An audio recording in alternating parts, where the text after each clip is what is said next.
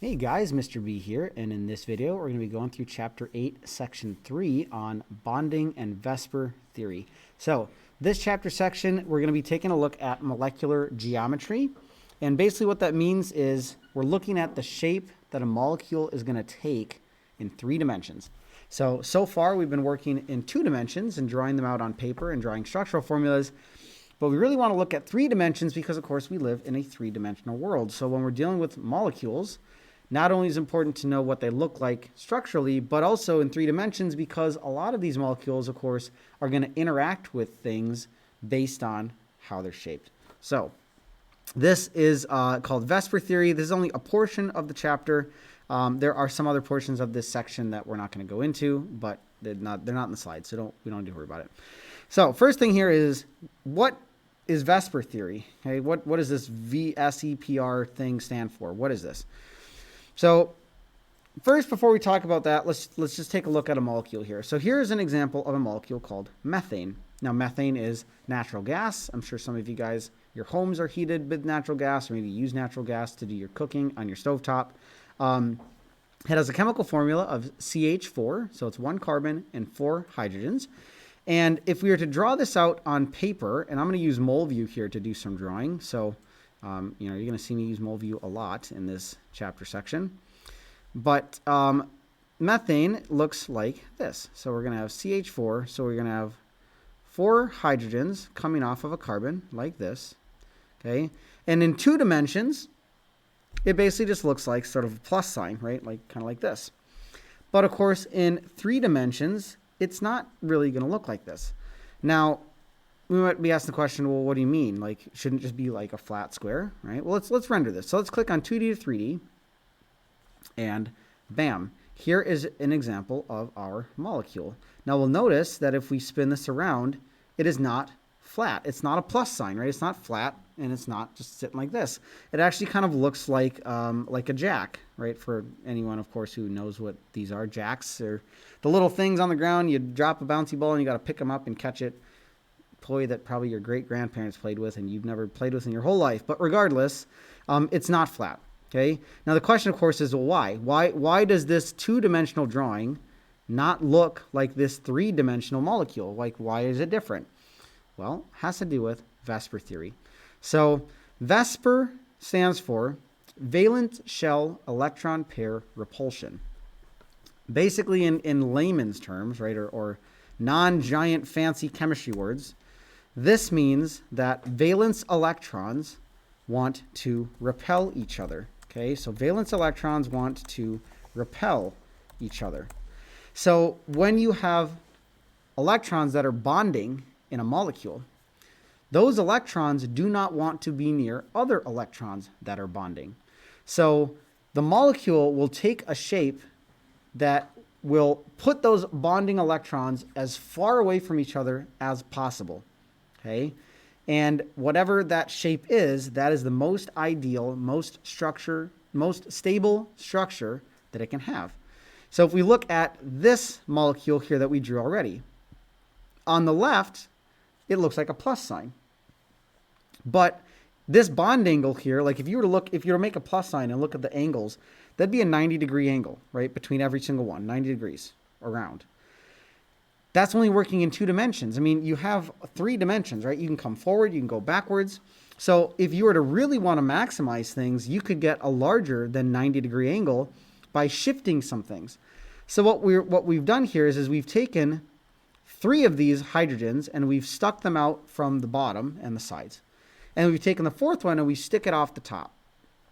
You'll notice too that if we look at this from the top, that it kind of looks like a peace sign. So it's not even a T, right? It's not even a T. It's like a peace sign where we have these angles kind of shooting out like this, which again just is further, right? If you think of a T, you've got 90 degrees between the bottom and the top, right? This is 90 degrees here. But then between these two, you have 180 degrees. So that's not very optimized. We should have the same angle for everything and really maximize it. So what we've done is we've taken this T and we've pushed the angles a bit further away so that it's larger than 90. And the 180-degree angle that would be in a T is, of course, less than 180. But ultimately, we are getting better distance this way. Okay, So this is what, again, we call Vesper theory, or valence shell electron pair repulsion theory.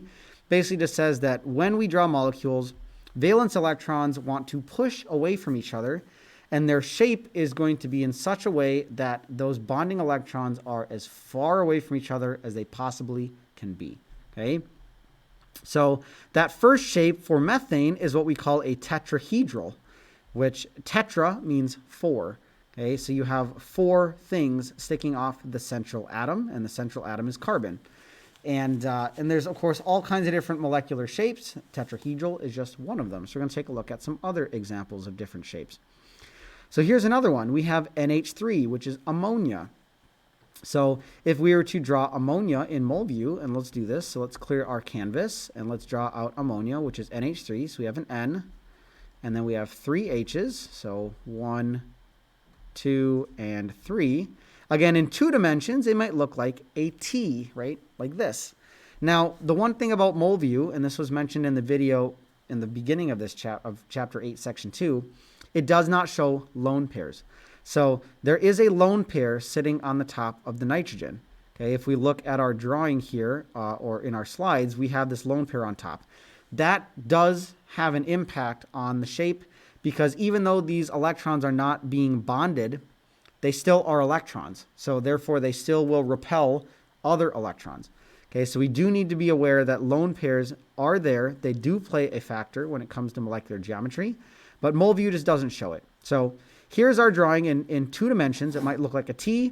However, if we render this in 3 dimensions, we'll notice that, again, it does not look like a T. We have basically like a peace sign, right? We got these angles kind of like this. And also, it's not flat, right? Again, we might think like, oh, these 3 should be like flat, like this, right? And they're just, maybe it's like a flat peace sign. No, we have them pushed downwards, right? Kind of like this at this angle. So we've pushed things away because there is a lone pair that's sitting on top, which again isn't shown here. But the lone pair would be sitting on top of this molecule, which pushes these hydrogens down and away.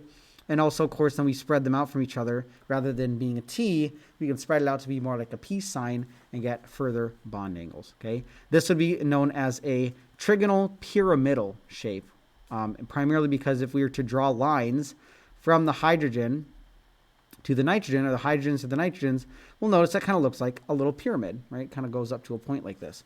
And the 3 are the bases. Okay, so trigonal meaning 3, pyramidal meaning pyramid. Another one we have here is water, so H2O. If we were to build water, and again, let's clear our canvas and build our water. So we're going to draw H2O. So you've got our O. Oh, too much there. Oh, we don't want to do that. Let's undo that. Okay, so here's our O. And then we'll draw our 2 H's off the O. Oh, that's not what we want either. There we go. Okay, so H and H. Again, here is our structure. Now, I could have done it this way. So I could have drawn it like straight out like this. And we'll see like, oh, it looks flat, right? It should just be like a flat line, but it's not going to be. Okay, if we render it out, this is what we get. It kind of looks like a V, right? We kind of get this V shape, or this bent shape. And that's because there are 2 lone pairs on the oxygen that, again, are not shown here. In this drawing, however, we do see the lone pairs. And those lone pairs are going to push the hydrogens away, so it can't sit flat. Okay? So this is what's known as a bent molecular geometry, okay, and other ones. So one more example here we have is carbon dioxide, CO2. So let's clear our canvas one more time. Let's draw out carbon dioxide. So here's our C. And then we have our 2 oxygens. So there's one there, and they are double bonded. So this is a double bond to each of them, okay? So here's our carbon dioxide. Now this one looks like a straight line, and this one actually will be a straight line. So yeah, this one actually looks exactly like it's drawn. Now granted, I drew this in a straight line, but I technically could have drawn it like this, right? I could have maybe made it like an L. And it would not have been this shape this way, okay? It's going to be a straight line no matter what. This is a linear molecule. And the reason why this one is linear is because there are no lone pairs on the carbon. The carbon has no lone pairs on it, and the only electrons that are bonding are these in the double bonds which means that in order for them to get as far away from each other as possible, they would need to be 180 degrees, right? That's as far away as you can get. So again, the shape of the molecule is going to be dependent on a few different things, but let's take a look at how we determine these shapes, right? Like how do we determine what it is? If it's linear or bent or pyramidal or tetrahedral, how do we know this? All right, so here are some notes to help us. So first thing is we're going to need to draw the Lewis structure for the molecule, okay? That's always step one. You need to make sure that you draw it correctly. If you don't draw your Lewis structure correctly, you cannot determine what the geometry is going to be because your drawing is going to be off, okay? And everything is going to be dependent on your drawing. So really make sure that you practice doing those drawings correctly. And if you need help with that, ask me, okay? But otherwise, you're going to need to draw it first. Once you've drawn that, then we're going to count things that we call electron domains. So what is an electron domain? An electron domain is any single bond, any double bond, or any triple bond that is connecting to the central atom, as well as any lone pairs that are on the central atom. So in this example for NH3, and let's zoom in here so you can see this a bit better, we have our drawing of NH3 here. And if we count how many single bonds or double bonds or triple bonds are connecting to the nitrogen, we have 3 single bonds. So each one of those is 1 electron domain. So that's 1, 2, 3. And then the lone pair on the nitrogen counts as an electron domain as well. So that is 4 total electron domains. Once we've determined how many electron domains we have, then we have this cool little chart that we can use to determine its Vesper or electronic geometry, which really is just going to tell us bond angle. Okay, so we have 4 electron domains using this chart. This is going to give us a tetrahedral Vesper shape, which basically a Vesper shape is the shape that the molecule would take if we were to imagine that the lone pairs were an atom. Okay, it would look like a tetrahedral. And there's images coming up here that will show you what all the shapes look like. But the ideal bond angle is going to be 109.5 degrees. So between all of the different atoms connected to the nitrogen, they're going to be at about 109.5 degrees. So not 90, okay, not 90 degrees. 109 is maybe about like this, right? A bit further than 90. And all of them are going to be at that angle as best as they can. But the true geometry, the molecular geometry, is on this table. So our total number of electron domains, again, we said was 4. So we have 4 electron domains. And then this here is how many lone pairs do you have on the central atom? And in this case, we have 1. So using this chart, we would find that NH3 is going to have a trigonal pyramidal shape. Now, as to what does that look like? Well, we have a chart here of all these different shapes. So we can use this chart to then determine what that shape is going to look like. And of course, mole view will show us that shape as well. So if we build this molecule in mole view, and then we render it, clicking the 2D to 3D, it will show us what that 3-dimensional shape looks like as well.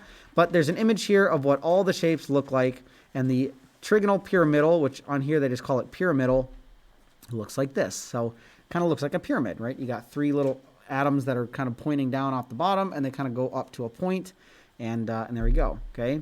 So primarily for this chapter section, you need to be able to draw your structures, okay, draw your molecules accurately. Then you're going to need to be able to use these charts to determine the shape of your molecule.